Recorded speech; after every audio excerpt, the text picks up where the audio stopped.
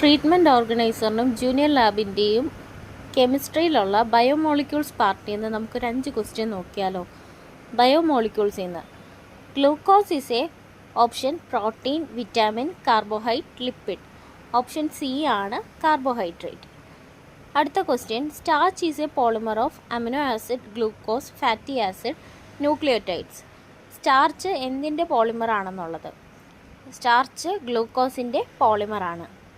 ഇനി അടുത്ത question, amino acid contain amino and carboxylic group, only hydroxy group, only carboxylic group, only amino group. Answer option A ആണ്, amino group and carboxylic group. ഇനി അടുത്ത question, deficiency of vitamin C causes rickets, scurvy, night blindness, beriberi. Answer B ആണ്, scurvy ആണ് answer. ഇനി അടുത്തത്, deficiency of vitamin D causes scurvy, beriberi, rickets, anaemia. Option C ആണ് answer, rickets ആണ് answer.